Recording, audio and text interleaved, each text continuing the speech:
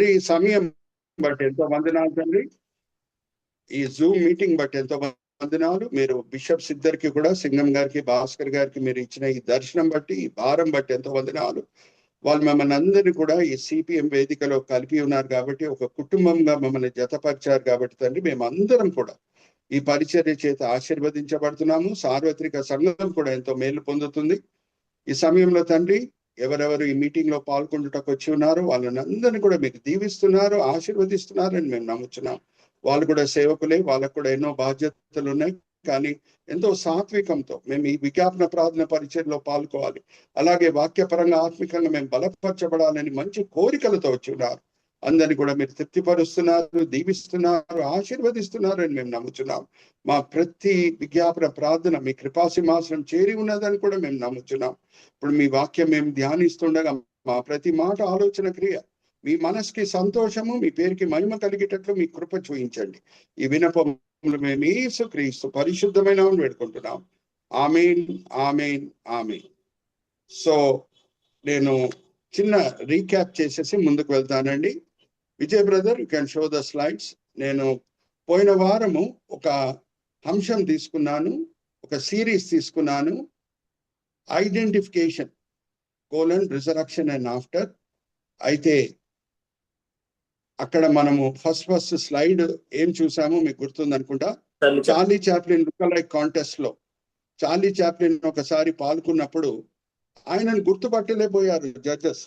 ఆయనకి 3rd praise కూడా రాలేదు అనే మాట నేను మీతో పంచుకున్నాను. అయితే ఈస్టర్ దినంన రిజరక్షన్ తర్వాత కూడా ప్రభు వారికి ఈ ఐడెంటిఫికేషన్ ప్రాబ్లం వచ్చింది అని నేను మీతో పోయిన వారం కూడా పంచుకున్నాను. మగ్దలేన మరియా తోటలో ప్రభు వారిని గుర్తుపట్టట్లేదు, తోటమాలి అనుకుంటున్నది.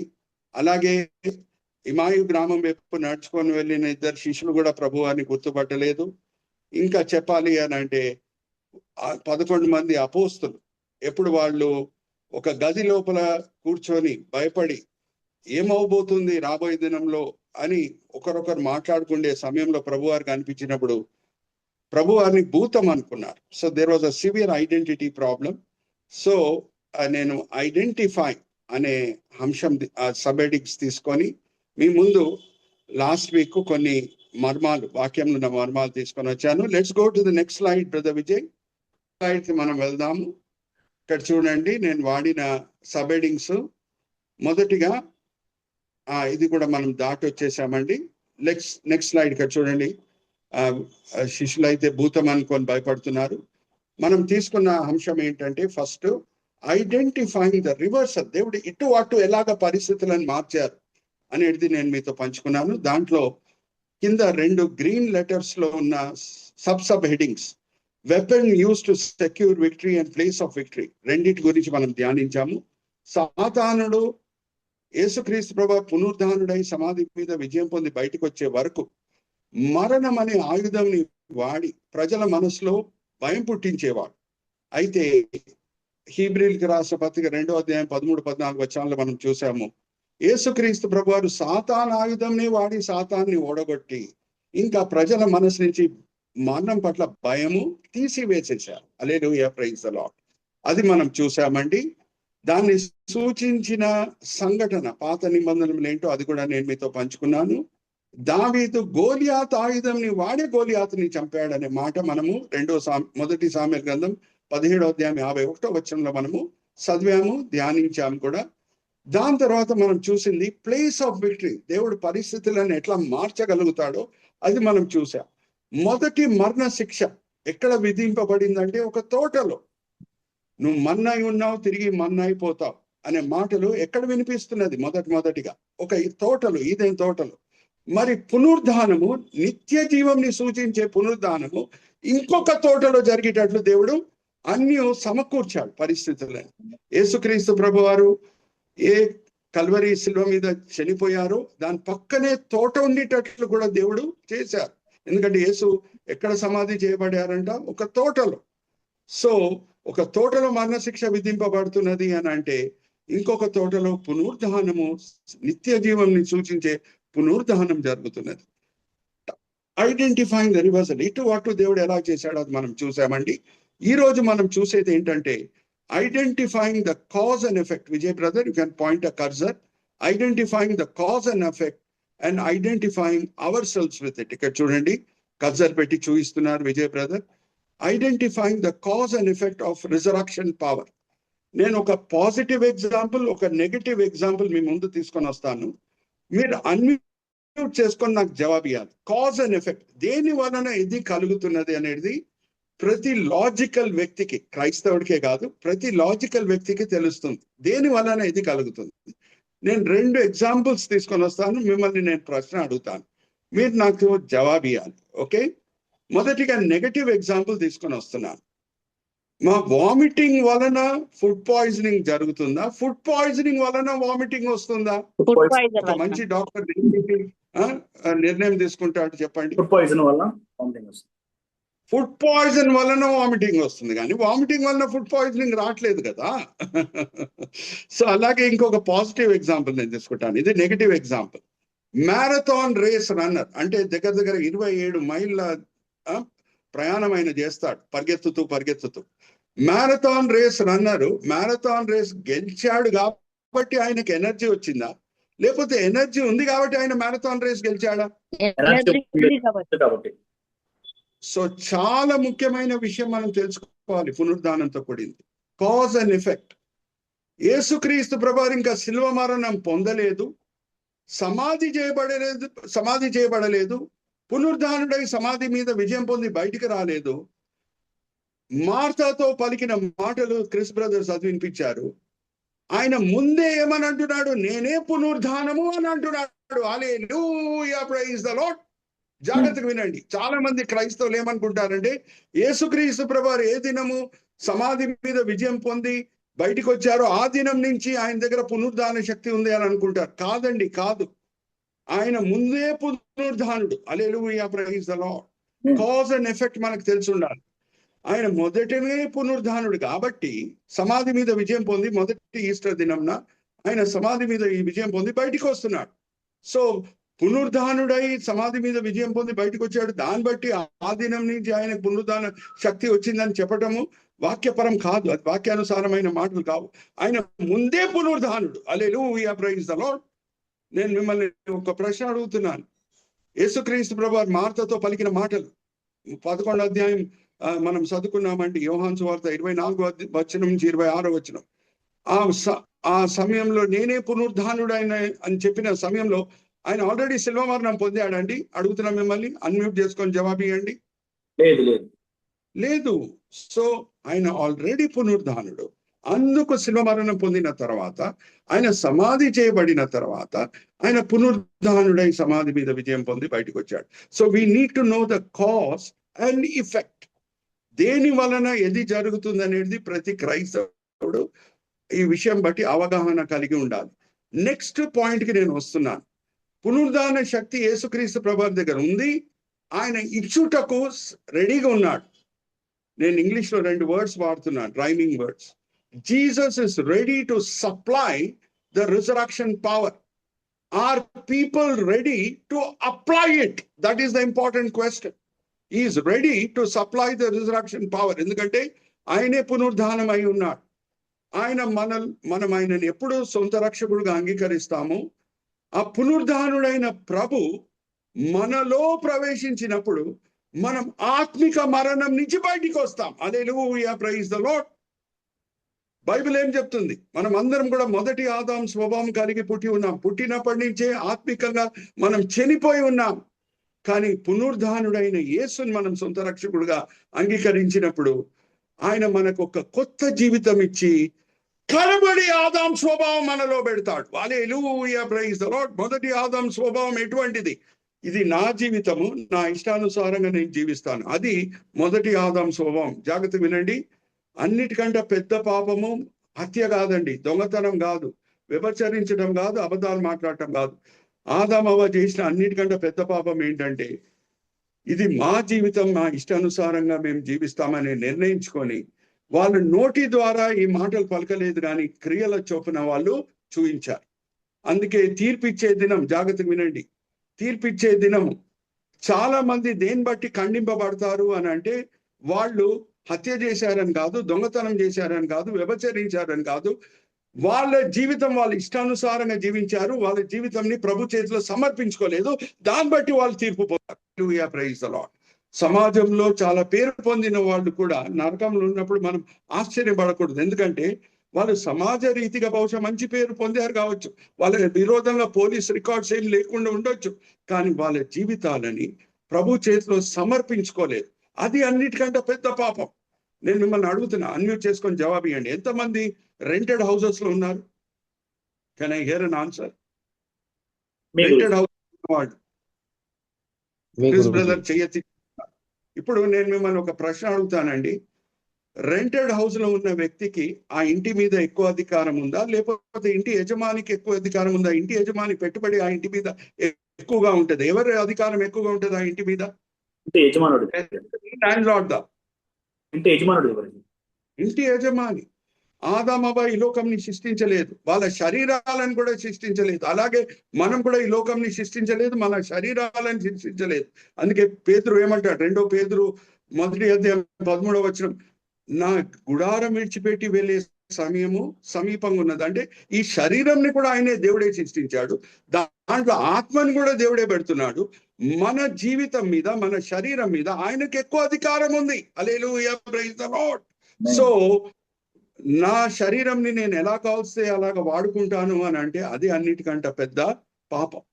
నువ్వు హత్య చేసే అవసరం లేదు, దొంగతనం చేసే అవసరం లేదు, వ్యభిచరించే అవసరం లేదు. అన్నిటికంటే పెద్ద పాపం ఏంటంటే ఇది నా జీవితము, నా శరీరము, నేను ఇష్టానుసారంగా జీవిస్తాను. అది అన్నిటికంటే పెద్ద పాపం. సో ఎప్పుడు పునరుద్ధానుడైన యేసు మన జీవితం లోపల ప్రవేశిస్తాడో ఆ పునరుద్ధాన శక్తి ఏం చేస్తుంది? మనల్ని ఆత్మిక మరణం నుంచి బయటికి తీసుకుని వచ్చి కడబడి ఆదాం స్వభావం పొందేటట్లు చేస్తుంది. Hallelujah, praise the lord. ఎక్కడుంది ఆ వాక్య భాగం? క్రిస్ బ్రదర్ తో నేను చదివిస్తున్నాను. Identifying hour cells with the resurrection power. ఎఫెసీయులకు రాసిన పత్రిక 2వ అధ్యాయము 5వ వచనం నుంచి 7వ వచనం. ఈ వాక్య భాగం చదివించిన తర్వాత నేను ఒక ప్రశ్న అడుగుతానండి. ఆ ప్రశ్నకి జవాబిచ్చుటకు కూడా మీరు సిద్ధంగా ఉండండి. అయినను దేవుడు కరుణా సంపన్నుడై ఉండి మనము మన అపరాధముల చేత చచ్చిన వారమై ఉండినప్పుడు సైతము మన ఎడల చూపిన తన మహాప్రేమ చేత మనలను క్రీస్తుతో కూడా బ్రతికించెను. కృప చేత మీరు రక్షింపబడి ఉన్నారు. క్రీస్తు యేసునందు ఆయన మనకు చేసిన ఉపకారము ద్వారా అత్యధికమైన తన కృపా మహిదైశ్వర్యమును రాబో యుగంలో కనపరచు నిమిత్తము క్రీస్తు యేసునందు మనలను ఆయనతో కూడా లేపి పరలోకమందు ఆయనతో కూడా కూర్చొని పెట్టెను. రాబోయే దినంలో ఎప్పుడో కూర్చోబెడతాడని రాయబడి ఉందా? ఆల్రెడీ కూర్చోబెట్టేశాడని ఉందా? చెప్పండి మీరే, అన్మ్యూట్ చేసుకొని. ఆల్రెడీ కూర్చోబెట్టేశాడు అంటే ఏం చేస్తుంది పునరుద్ధాన శక్తి? ఒక పాపి జీవితంలో ఆయనని ఆత్మికంగా తిరిగి కొత్త జీవితం పొందేటట్లే చేయటం కాదండి. మనల్ని ఏం చేస్తుంది అని అంటే కడబడి ఆదాం స్వభావం మనలో పుట్టిస్తూ మనము శారీరకంగా ఈ లోకంలో జీవిస్తూ పరలోకంని రుచి చూసేటట్లు చేస్తుంది. Hallelujah, praise the lord. మా జాగ్రత్త వినండి.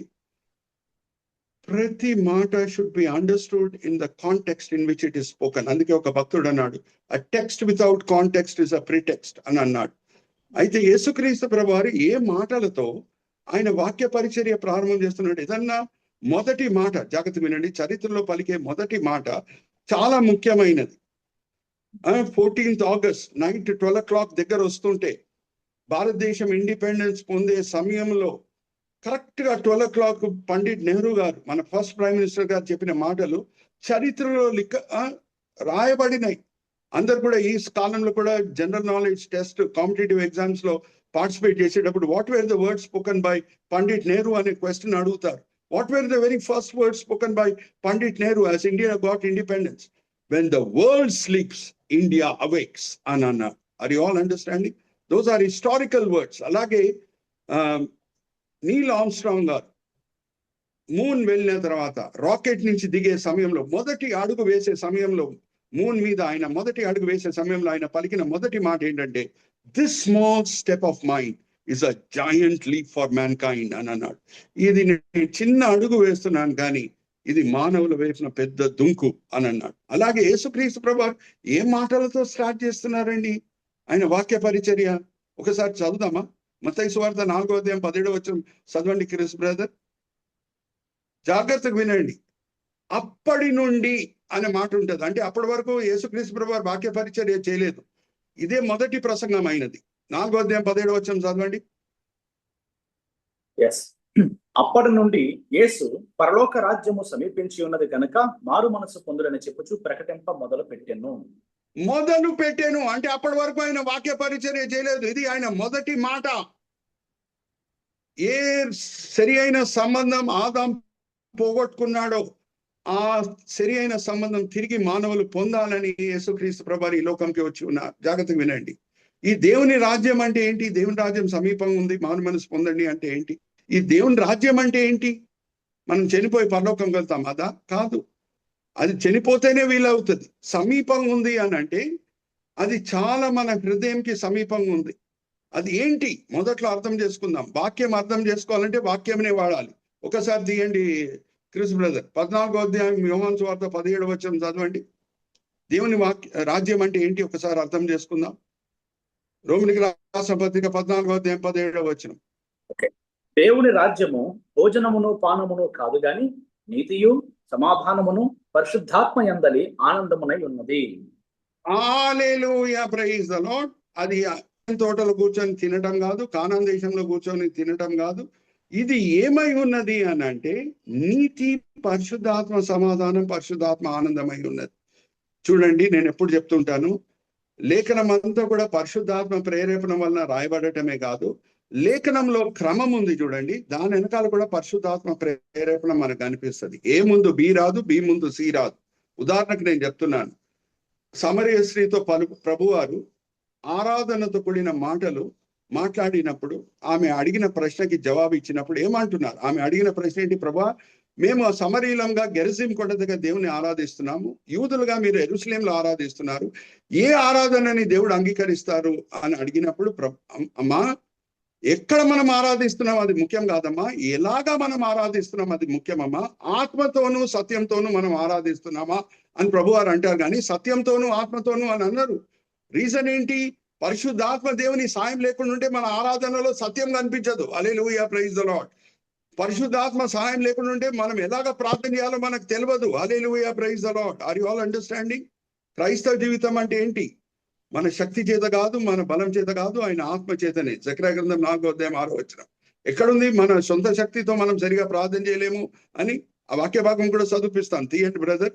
రోమిలికి రాసిన పత్రిక 8వ అధ్యాయం 26వ వచనం చదవండి. రోమిలికి రాసిన పత్రిక 8వ అధ్యాయం 26వ వచనం. అటువలే ఆత్మయు మన బలహీనతను చూచి సహాయము చేయుచున్నాడు. ఏలయనగా మనము యుక్తముగా ఎలాగో ప్రార్థన చేయవలనో మనకు తెలియదు గాని ఉచ్చరింప సఖ్యం కాని మూలుగలతో ఆ ఆత్మ తానే మన పక్షమున విజ్ఞాపన చేయుచున్నాడు. హల్లెలూయా, ప్రైజ్ ది లార్డ్. మనం ఎలాగ ఆరాధించాలో మనకు తెలియదు, ఎలాగ ప్రార్థన చేయాలో మనకు తెలియదు. అందుకే ప్రభువారు ఆ సమరయ స్త్రీతో చెప్పిన మాటలు ఏంటంటే, అమ్మా, ఆత్మతోనూ సత్యంతోనూ మనం ఆరాధించాలమ్మా అని అంటారు, కానీ సత్యంతోనూ ఆత్మతోనూ అని అన్నారు. ఎందుకు? రీజన్ ఏంటి? పరిశుద్ధాత్మ దేవుని సాయం ఉంటేనే మన ఆరాధనలో సత్యం కనిపిస్తుంది. హల్లెలూయా, ప్రైజ్ ది లార్డ్. అలాగే దేవుని రాజ్యం అంటే అక్కడ చక్కగా రాయబడి ఉన్నది. పరిశుద్ధాత్మ సమాధానం, పరిశుద్ధాత్మ ఆనందము, నీతి అని లేదు. మొదట్లో నీతి. నీతి అంటే ఇంగ్లీష్ లో ఏంటి? రైటియస్నెస్. రైటియస్నెస్ అంటే దాని అర్థం ఏంటి?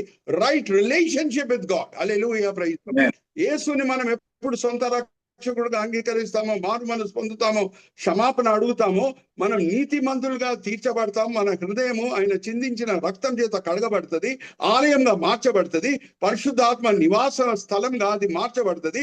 పరిశుద్ధాత్మ దేవుడు ఒట్టి చేతులతో రాడు, పరలోక ఆనందము, పరలోక సమాధానాన్ని తీసుకొని వస్తాడు. కాబట్టి మనం భౌతికంగా ఇక్కడ జీవిస్తూ పరలోకంని రుచి చూస్తాం. హల్లెలూయా, ప్రైజ్ ది లార్డ్. అందుకే ఆ దేవుని రాజ్యం విలువ ఎవరు తెలుసుకున్నారో వాళ్ళు ఏమన్నా త్యాగం చేయుటకు సిద్ధంగా ఉంటారు, కానీ దాన్ని విడిచిపెట్టారండి. హల్లెలూయా, ప్రైజ్ ది లార్డ్. ఎక్కడుంది ఆ మాట? ఒకసారి చదువుదామా? 13వ అధ్యాయం మత్తయి సువార్త 45వ వచనం. పునరుద్ధాన శక్తి ఏమేం చేస్తుంది మన జీవితంలో? మనల్ని చనిపోయిన పరిస్థితి నుంచి బయటికి తీసుకొని రావడమే కాదు, అది తీసుకొని వెళ్ళి ఆత్మికంగా మనల్ని పరలోకంలో కూర్చోబెడుతున్నది, పరలోక ఆనందం రుచి చూసేటట్లు చేస్తున్నది. ఒకసారి తీయండి బ్రదర్, 13వ అధ్యాయం మత్తయి సువార్త 45వ వచనం. 45వ వచనం. ఓకే. మరియు పరలోక రాజ్యము మంచి ముత్యములను కొన వెతుకుచున్న వర్తకుని పోలి ఉన్నది. అతడు అమూల్యమైన ఒక ముత్యమును కనుగొని పోయి తనకు కలిగినదంతయు అమ్మి దాన్ని కొనును. అన్ని అమ్మేస్తాడు కానీ దాన్ని కొంటాడు. హల్లెలూయా, ప్రైజ్ ది లార్డ్. నేను మా జాగ్రత్తగా వినండి, క్రైస్తవ జీవితంలో ఎలాగుంటుందంటే, మనం మారు మనసు పొందినప్పుడు మొదట్లో నేత్రాశ, శరీరాశ, జీవటమ్మ మీద మనం విజయం పొందేస్తాం. యేసుక్రీస్తు ప్రభు వారు కూడా ఆయన పరిచర్య ప్రారంభంలోనే 40 రోజులు ఉపవాసం ఉన్న తర్వాత నేత్రాశ, శరీరాశ, జీవటమ్మ మీద విజయం పొందేశారు. దాని తర్వాత ఇంకా భయంకరమైన పరీక్షలు మన జీవితంలో వస్తాయి. అబ్రహామా, విగ్రహారాధన ఇడిచిపెట్టి ఇరాక్ దేశం ఇడిచిపెట్టి రా అంటే అది సులభమే.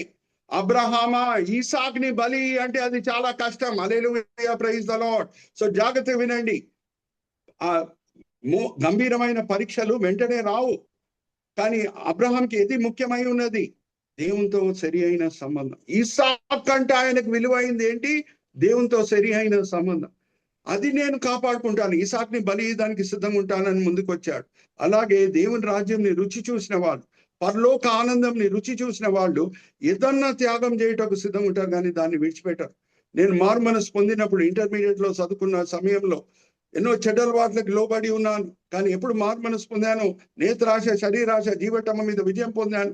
దాని తర్వాత పెట్రోల్ బంక్ ఇన్స్పెక్టర్ ఉద్యోగం దొరికింది, 1,50,000 రూపాయలు జీతం 2005లో. కానీ దేవుడు ఎప్పుడు దాన్ని ఇడిచిపెట్టి రామన్నాడో వెంటనే నేను సమర్పించుకోలేదు, ఉద్యోగం విడిచిపెట్టుటకు నేను సమర్పించుకోలేదు. తాత్కాలికంగా సమాధానం, ఆనందంని పోగొట్టుకున్నాను. దాని తర్వాత సాగిలపడాను దేవుని పాదం దగ్గర. ప్రభువా, నీతో సరి అయిన సంబంధమే నాకు కావాలి. ఉద్యోగం కంటే ముఖ్యం, అదే ప్రభువా. పెద్ద జీతం కంటే ముఖ్యం, అదే ప్రభువా. సమాజంలో పెద్ద పేరు కంటే ముఖ్యం, నీతో సరి అయిన సంబంధం ప్రభువా అని సమర్పించుకున్నాను. Hallelujah, praise the lord. Are you understanding? పునరుద్ధాన శక్తి ఏం చేస్తుందంటే, మనల్ని ఆత్మిక మరణం నుంచి బయటికి తీసుకొని రావటమే కాదు, పరలోక ఆనందం మనం రుచి చూసేటట్లు చేస్తుంది. Hallelujah, praise the lord. Are you understanding? So what are the two identifiers which we have focused upon? First is identifying the cause and effect. రెండోది identifying ourselves with it. ఆ పునరుద్ధాన శక్తి ఇచ్చుటకు ప్రభు వారు సప్లై చేయటకు సిద్ధంగా ఉన్నారు. ప్రజలు అప్లై చేయటకు సిద్ధంగా ఉన్నారా లేదా? అది ప్రశ్న. మనం అప్లై చేశామా? మనం అప్లై చేస్తే దాని గురించి బలంగా మనం మాట్లాడగలుగుతాం. హల్లెలూయా, ప్రైజ్ ది లార్డ్. బలంగా ఎప్పుడు మాట్లాడగలుగుతాము? ఆ పునరుద్ధాన శక్తిని మనం రుచి చూస్తే. రుచి చూడండి దాని గురించి మనం మాట్లాడలేం. ప్రతి క్రైస్తవునికి దేవుడిచ్చిన ఒక పని ఏంటి? ప్రతి క్రైస్తవునికి, ఆయన ఫుల్ టైం మినిస్ట్రీలో ఉన్నాడో లేదో అది వేరే సంగతి. ఫుల్ టైం మినిస్ట్రీలో ఉన్న వాళ్ళు 5 ఉంటారు. ఎఫెసీయులకు రాసిన పత్రిక 4వ అధ్యాయం 11వ వచనం నుంచి 13వ వచనంలో ఏమని రాయబడి ఉన్నది అని అంటే, కొంచెమంది అపోస్తులు, కొంచెమంది సువార్థికులు, కొంచెమంది ప్రవక్తలు, కొంచెమంది ఉపదేశకులు, కొంచెమంది కాపర్లు, వాళ్ళందరూ కూడా ఫుల్ టైమర్స్. కానీ ప్రతి క్రైస్తవునికి దేవుడిచ్చిన ఒక పరిచర్య ఏంటంటే, ఆయన సాక్షి అయి ఉండాలి. హల్లెలూయా, ప్రైజ్ ది లార్డ్. సాక్షి అయి ఉండాలి. ఆయన ఉద్యోగం చేసుకుంటూ ఉండని, చదువుకొని ఉండని, వ్యాపారం చేసుకొని ఉండని, ఎక్కడ దేవుడు పెట్టాడో అక్కడ ఆయన సాక్షి అయి ఉండాలి. ఆయన సాక్షి అయి ఎప్పుడు ఉండగలుగుతాడు? ఆయన సాక్ష్యము నోరు విప్పి ఎప్పుడు పలకగలుగుతాడు? ఆయన పునరుద్ధాన శక్తిని రుచి చూస్తేనే. జాగ్రత్త వినండి, క్రిస్ బ్రదర్ భయపడకండి. నేను ఏదో నైట్ ఈరోజు 12 o'clock ఫోన్ చేసి 10 లక్షల రూపాయలు నాకు కావాలి క్రిస్ బ్రదర్ ఇవ్వండి అని అంటే, క్రిస్ బ్రదర్కి ఇవ్వాలని ఇష్టం ఉంటుంది, ఎందుకంటే పాస్టర్ గారికి సాయం చేయాలని ఇష్టం ఉంటుంది. కానీ క్రిస్ బ్రదర్ ఎప్పుడు ఇవ్వగలుగుతారు? ఆయన దగ్గర ఉంటేనే. హల్లెలూయా, ప్రైజ్ ది లార్డ్. ఏది మన దగ్గర ఉందో అదే మనం ఇవ్వగలుగుతాం, ఏది మన దగ్గర ఉందో అదే మనం పోగొట్టుకోగలుగుతాం. Hallelujah, praise the lord. Are you understanding?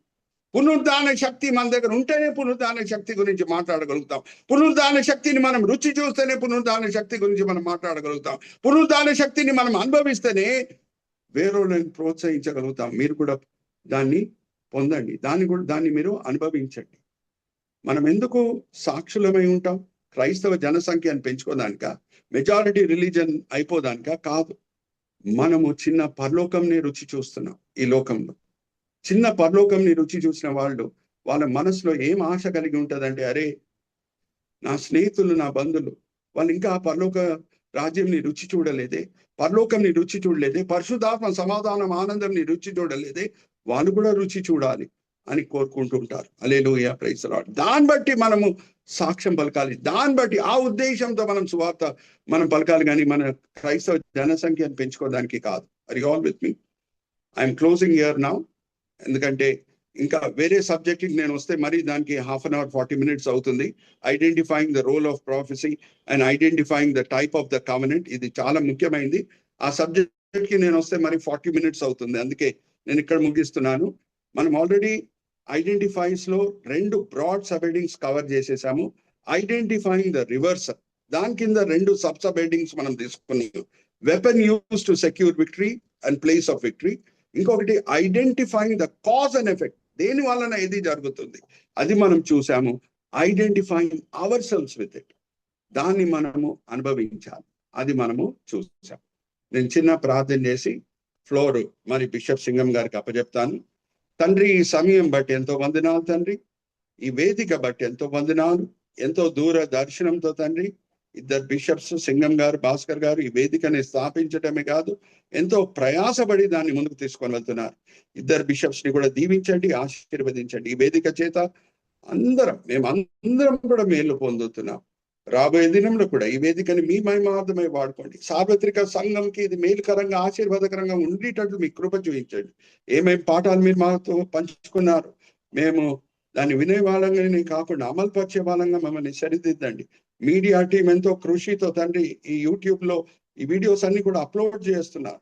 మేము వేరే క్రైస్తవులతో ఈ వీడియోస్ పంచుకునేటట్లు, వాళ్ళు కూడా మేలు పొందేటట్లు మా చిన్న పరిచర్య చేత తండ్రి మమ్మల్ని అందరినీ ప్రోత్సహించండి. ఈ వినపంలో మేము యేసుక్రీస్తు పరిశుద్ధమైన నామములో వేడుకుంటున్నాం. ఆమేన్, ఆమేన్, ఆమేన్.